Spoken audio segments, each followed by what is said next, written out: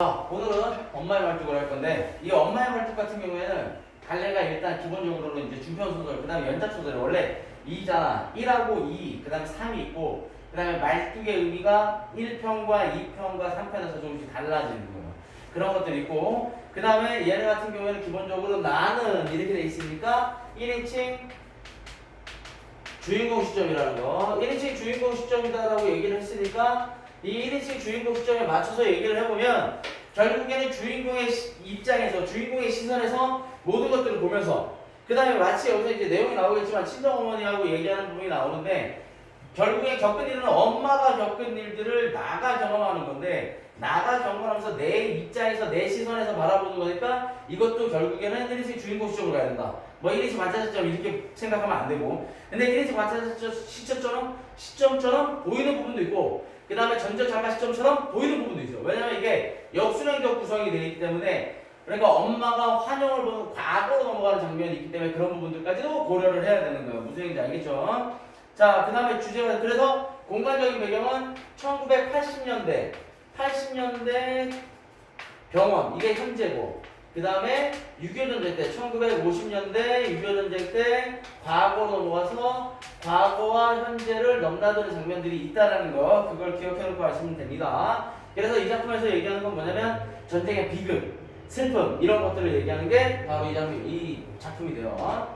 자, 그래서 앞부분의 줄거리부터 보면, 나는 친정어머니가 너무나 크게 다쳤다는 소식을 전해 듣고 병원으로 달려간다. 야간에 가까운 고령의 어머니는 수술을 받게 되고 나는 홀로 어머니의 병실을 지키게 되는데, 어머니는 스스로 마취가 풀면서 허공에 소리를 치는 등 이상한 행동을 보인다. 그놈 또 왔다. 뭐라고 있느냐? 너희 오래비를 숨겨야지, 이렇게 돼 있는데, 결국엔 너희 오래비를 숨겨야지 이렇게 돼 있는데, 이게 환영을 보는 거예요. 환영을 보는 건데, 결국에는 이게 왜 뭐가 돼 있냐면 자신의 아들을 지키지 못했다는 죄책감, 아들을 지키지 못했다는 죄책감에 내용이 들어가는 거예요. 엄마 제발 이러지 마세요. 오빠가 어디 있다고 숨겨요, 이렇게 돼 있는데, 오빠가 어디 있다고 숨겨요, 이렇게 돼 있을 때, 오빠는 이제 전쟁에 이제 미리 얘기를 해주면 6.25 전쟁 때 군인으로 끌려갔다가 다시 돌아왔다가 그 인민군들한테 붙잡혀가지고 결국 죽게 돼요. 죽음을 맞이하게 되는데, 그 오빠를 지키지 못했다는 그런 한을 얘기하는 거죠. 그래서 이거는 바로 가족의 한의 근원이 되는 거야. 한의 근원. 무슨 얘기인지 알겠죠? 그럼 너희 오래비를 벌써 잡아갔냐? 엄마 제발. 어머니의 손이 사방을 찾았다. 아들을 찾는 거죠. 그러다가 분명하게 자기 다리에 손이 닿자 날카롭게 속삭였다, 이렇게 돼 있는데, 총에 맞고 고통스럽게 죽었는데 그것에 대한 기억이 있기 때문에 붕대를 보면서 손이 닿자 날카롭게 속삭이는 게 되는 거예요. 그래서 그런 것들이 환각으로, 환영으로 다시 되살아나고 있는 거야. 그러면서 가엾은 내 새끼 여기 있었구나. 그래서 이거를 마치 뭐로 한 거야? 다친 아들로 인식을 하는 거죠.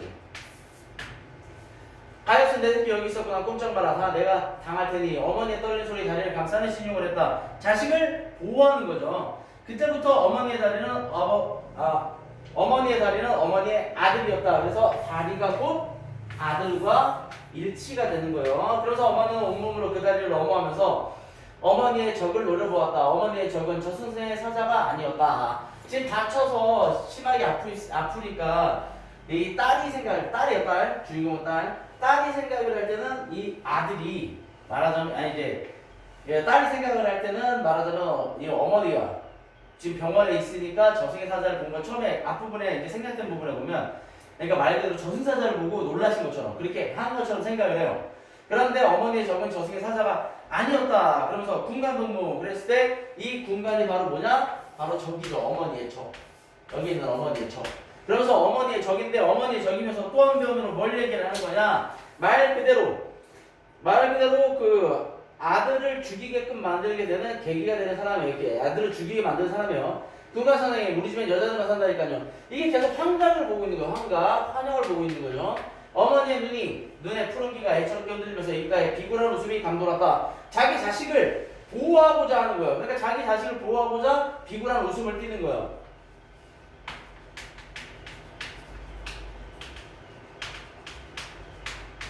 그러면서 나는 어머니가 환각으로 보고 있는 게 무엇이라는 걸 알아차렸다. 그런데 과거예요. 과거의 오빠의 모습이, 오빠가 죽는 거.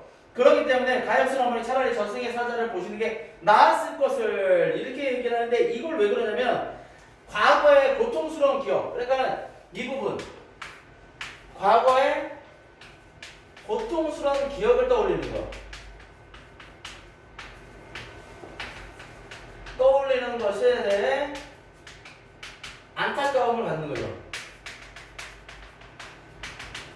저 일을 결국엔 두 번 당하게 됩니다. 두 번 당하게 되는 거니까 그런 고통을 갖게 되는 거니까 그만큼 딸의 입장에서 볼 때는 슬픈 거예요. 더 슬픈 거예요. 안타깝게 느껴지는 거고.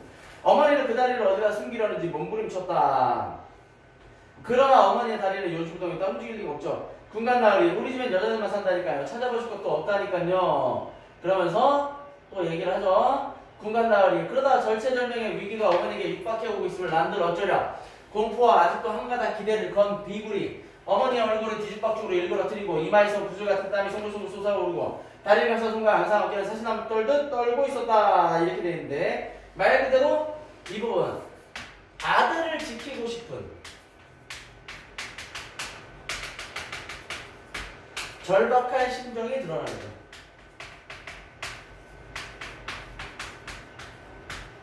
가엾은 어머니 하늘도 무심하지 차라리 죽겠지 그 몹쓸 일을 두 번 겪게 하다니 그 몹쓸 일 말 그대로 여기서는 이제 주인공 나니까 오빠가 죽은 걸 얘기하는 거죠. 오빠 아들의 죽음을 얘기하는 거예요. 어머니 이러지 마시고 말고 제발 정신 차리세요. 나는 어머니의 어깨를 흔들면서 울부짖었다. 어머니는 어디서 그런 힘이 솟는지 나를 건물하기 전에 가볍게 털어내면서 격렬하게 몸부림쳤다. 안 된다 이놈 너도 사람이냐 이놈 이렇게 얘기하는데 자 너도 사람이냐라고 얘기를 하면서 써주게 되는 장면을 보게 되는 건데 여기 잘 보면 여기서 보면은 이제 군간 나으리 이런 식으로 나으리라는 표현을 쓰는데 여기서는 이놈이라고 해요. 나으리하고 이놈 그렇게 얘기할 때 나으리에서는 말 그대로 비굴한 모습을 보이면서 자신을 살리고 싶은 거예요. 그러니까 높이 먹는데 이놈 이렇게 얘기하는 건 여기서는 이제 자신을 지키고 싶은 절박함이 나와서 급박한 상황이 되는 거지. 나는 벽까지 떠다니는 채 와들와들 떨면서 점점 심해가는 어머니의 광란을 지켜볼 수밖에 없었다. 어머니의 몸에서 수술한 다리만 빼고는 온몸이 노안 파부처럼 출렁였다. 그래서 더욱 그 다리는 어머니의 몸이 아닌 이물질처럼 괴기스러워 보였다. 어머니의 그 다리와 아들과의 동일시가 나한테까지 올라온 것처럼 나는 그 다리가 무서웠다. 이렇게 얘기를 하면서 어머니가 보고 있는 그 환영과 그 다음에 그로 인한 공포가 그것들을 통해서 더 공포심 그러니까 무서움을 느끼게 되는 거고 어머니가 어떻게 잘못됐지 않을까라는 생각을 하면서 걱정을 하는 거예요. 안 된다 이놈이라는 호통과 군간 나으리, 군간 선생님, 군간 동무 이놈 이래갖고 이것들이 호칭이 오락가락하죠. 그래서 이런 호칭이 오락가락한다라는 건 뭘 그냥 말 그대로 이 호통과 말 그대로 아부가 섞이는 건데 이를 통해서 어머니의 절박한 심정을 얘기하는 거야. 그럼 절박한 심정이다. 뭐에 대한 절박이다? 바로 아들을 보호하고자 하는 아들을 지키고자 하는 거야. 그러면서 라는 아부를 번갈아가며 몸부림친 서슬에 맞습니다. 인거추 주사바늘에서 빠져버렸다. 혈관에 꽂힌 채의 주사바늘 통해 피가 용이어 환자복과 시트를 점점 물들였다. 피를 보자 어머니의 광란은 극에 달했다. 자, 피를 보면서 어머니의 광란은 극에 달했다. 피를 보면서 자기 자신의 아들의 죽음을 떠올리는 거죠. 이놈 계속 보라 이놈 나도 죽이고 가보라 이놈 이렇게 얘기를 하면서 말 그대로 어머니의 분노가 보이는 겁니다. 어머니는 눈물이 범벅된 얼굴로 이를 갈았다. 틀니를 뺀 후와 입문만으로 이를 가는 시집하는 게 얼마나 처참한 것이지. 나 말고 누가 또 본 사람이 있을까. 이게 꿈이었으면 차라리 꿈이었으면 하는데 꿈이었다라고 얘기를 하는 이유 이렇게 꿈이었다라고 얘기를 하는 이유는 뭐냐면 말 그대로 당황하는 거죠. 어머니는 이상한 소리가 아닌 기성을 지르면서 이상한 소리를 지르면서 머리카락을 부득부득 찧었다가 오줌을 받아내는 호수도 다 뜯어버렸다. 피비린내가 정신을 혼미했다. 퍼뜩 정신이 나서 구원을 청하려 나가려는데 어머니의 기상이 바깥까지 들어갔든지 강서가 뛰어왔다. 그러면서 뒤이어 나의 지릿한 수간호사도 달려왔다. 이렇게 얘기하면서 다 오게 되는 거고 그러니까 말 그대로 이 장면을 보면 어머니의 그 한이 얼마나 어머니에게 그 고통을 주는 건지 고통이었는지 그런 것들을 알 수 있는 거예요. 그러니까 아들의 죽음이 어머니에게 큰 한이었음을 알 수 있게 해주는 거예요. 자, 어머니 몸에 붙여쓰겼던 의료기구들을 원상복구시키기 위해선 여러 사람의 힘이 필요했다. 어머니는 힘이 장사였다. 내가 수간호사와 다른 간호사와 함께 어머니를 함께 힘껏 찍어누르는 동안 담당 간호사가 어머니가 뽑아낸 것들을 다시 삽입했다. 민거는 수제 발등으로 옮겨 꽂았다. 세상에 이런 일도 있습니까? 나는 수간호사에게 원망스럽게 말했다. 그러니까 이제 병원에서 처치가 병원에 있으니까 병원에서의 처치가 마음에 안 들었던 것처럼 얘기를 하는 거지. 그러면서 너무 신경하세요. 흔하지 않지만 이런 특이 체질이 아주 드문 것도 아니니까 곧 나아지실 겁니다. 이렇게 얘기하는데 여기서 보면은 어머니 행동을 별로 대수롭지 않게 생각하는 거지. 그러니까 이들에게는 뭐냐면 남의 일이야. 남의 일이 되는 거고 나한테는 뭐가 되는 거야? 이런 모든 일들이 가족의 일이 되는 거고. 그러니까 가족의 일은 곧 나의 일이 되는 거야.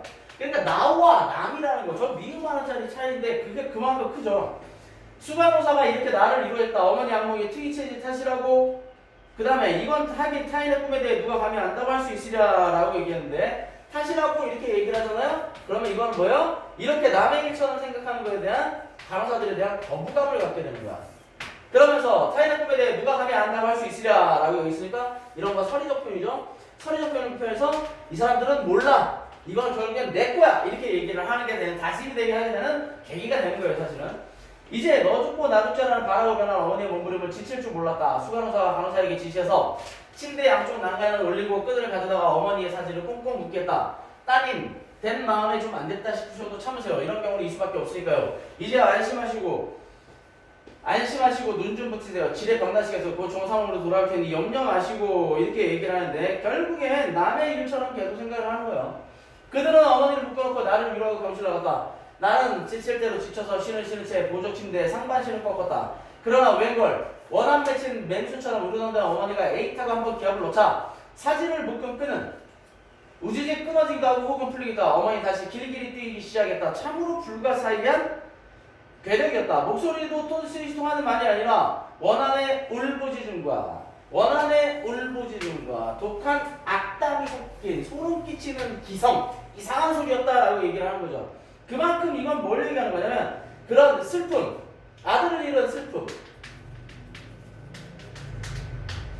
그 다음에 아들을 잃은 슬픔과 더불어서 그에 대한 분과 이제 아들을 죽인 사람 존재에 대한 분노 이런 것들이 섞여서 나타나는 거예요. 분노가 섞여서 나타나는 겁니다. 조금도 과장 없이 간장을 도려내는 아픔과 함께 내 속에서도 불가사의한 괴력이 있었다. 나는 이를 악물고 어머니에게로 돌진했다. 다시는 아무의 도움도 청하지 않고 맞설이라 마음 먹었다. 자, 아무의 도움도 청하지 않고 맞설 거야. 그럼 여기서는 무슨 얘기하는 거냐? 이렇게 생각하시면 돼요. 결국에는 이거를 나의 가족의 아픔, 곧 나의 아픔으로 받아들이거든. 나의 아픔으로 받아들이면서 내가 여기서 나오죠. 이건 아무의 도움도 간섭도 필요 없는 우리 모녀만 할 것이다. 그러면서 그거를 굳건하게 이런 상처를 이겨내겠다는 의지를 보여주는 거예요.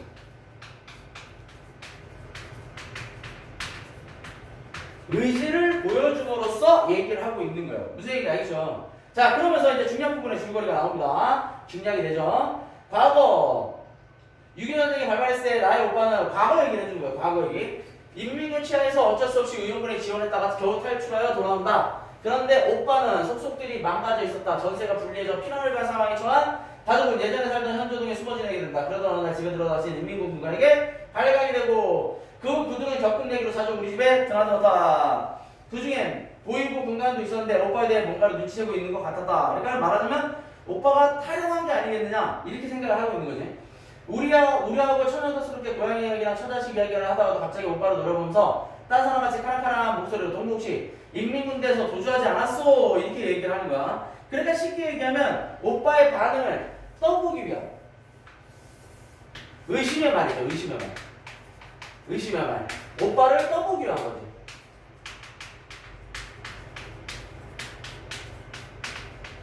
혹시 국방부에서 나고한 게 아니요. 그러면서 또 국방부에서 나고한 게 아니요. 이게 첫 번째, 이것도 의심의 말. 그래서 이건 첫 번째 거, 의심의 말 두 번째 거. 하면 간이 뽕할 만큼 오그라들었다. 그러나 오빠는 그들만 나타나면 사색이 되어 떠는 증세가 그런 소리로 더해지거나 덜해지지 않았고 인민국을 보자마자 새로 생긴 실어줄도 끝내 그대로 저 붉은 옷에 빈틈이 없었다 그러는데 말 그대로 이 오빠 같은 경우에는 지금 어떻게 된 거야?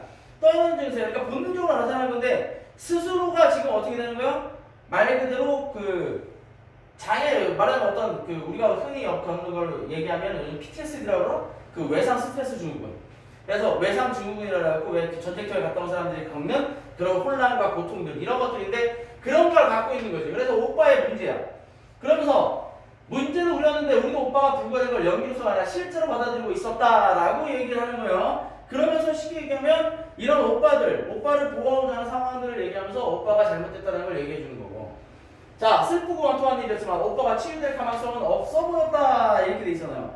오빠가 말하면 치유, 그런 상처를 치유할 가능성은 없어 보였어. 이런 상황에서도 똑같은 모습을 보인다는 건 그만큼 더 큰 고통을 안고 있었다라고 얘기하는 거니까. 그래서 오빠의 상태에 관해서 비관적으로 받아들이고 있는 거예요.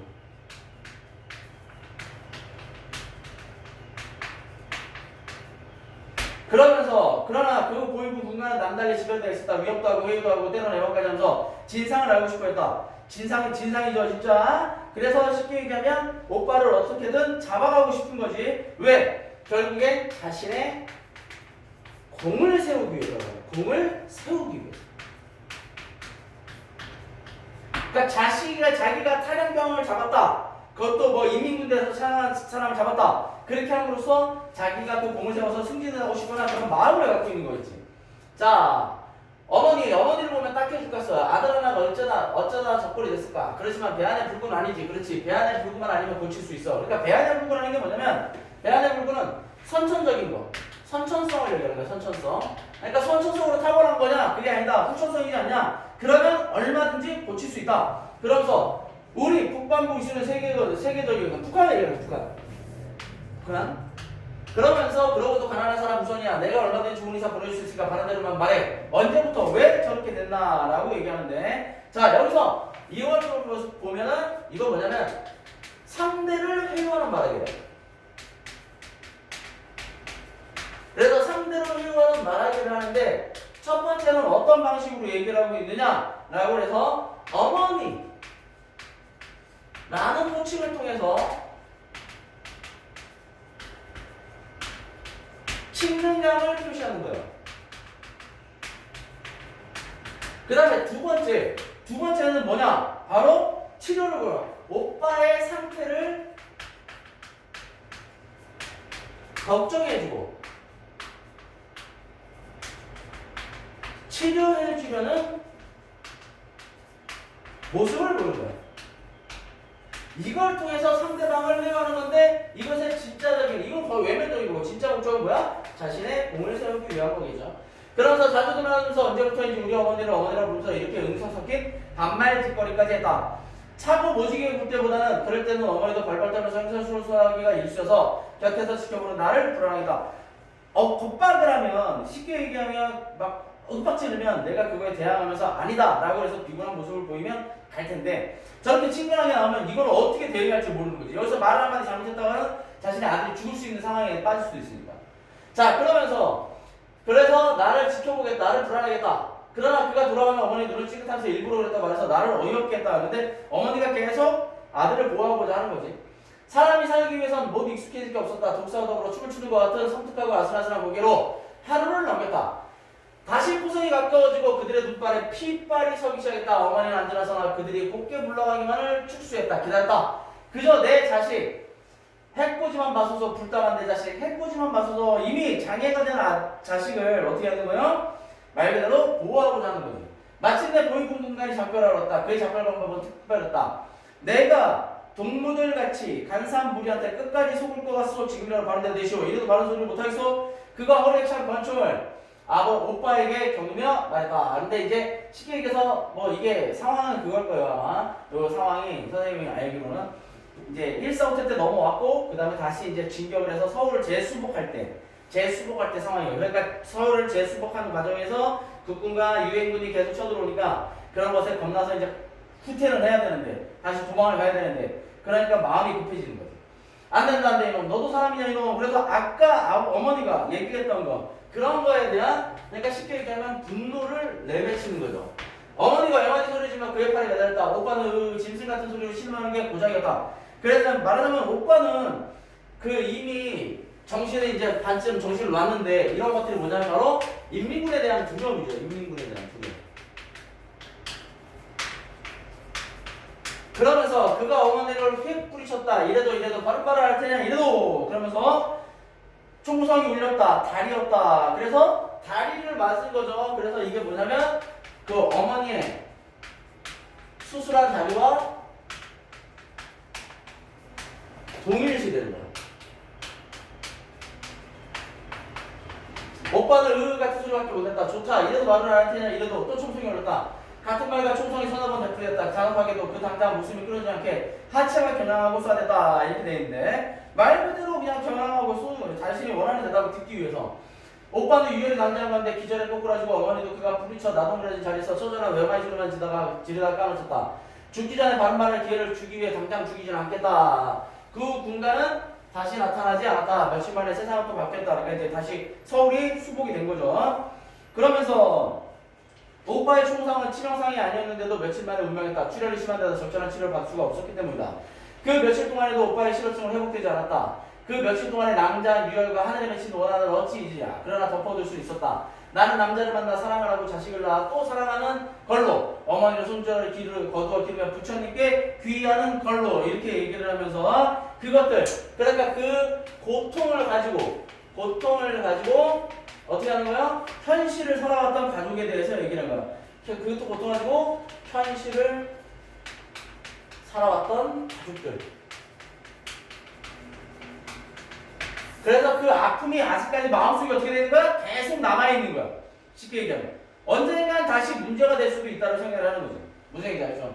그러면서 마씨가 깨어날 때 불인 난동으로 어머니는 어찌나 많은 힘을 소모했는지 그 오랫동안 탈취 상태가 계속됐다. 부피도 무게도 호흡도 없이 불면 날아갔던 한 장의 백지장이 되어 누워있었다. 그러면서 간혹 문병을 놔주는 친척이나 친구에게도 도저히 회복될 가망이 없어 보였든지 모두 심각하게 고개를 저었다. 그러면서 그들 중에는 어머니가 아예 의식이 없는 줄 알고 서슴지 장례전처럼 얘기를 하는 이가 있는가 하면 상가집에 온 줄을 착각을 하는지 천수를 누리셨으니 너무 서러워 말라고 우리를 위로하는 이도 있었다. 우리 역시 그들을 말리거나 어차피 생각하지 않았다. 왜? 쉽게 얘기하면 이제 죽음을 맞이하는 걸로 생각을 하고 있으니까 한두 숟갈 유동식을 받아 넘긴다든지 주삿바늘을 칠 때 찡그린 것 외에 어머니에게는 의식이 남아있다는 표시는 참으로 미비했다. 어느 날 문병을 놔준 내 친구도 이런 어머니를 일별하더니 대뜸 이렇게 말했다. 수인은 장만했니? 라고 얘기를 하는 거죠. 그러니까 쉽게 얘기하면 어머니의 죽음을 미리 어떻게 해서 가족들은 주변에서 받아들이고 있는 거예요. 그러면서 아니 뭐 그런 끔찍한 거 미리 장만하니 예전 봐. 그럼 묘지? 그런 것도 미리 장만하는 거니 예전 봐. 그것도 안 해놨고 너는 하여튼 알아줘야 돼. 뭘? 너 나이 많다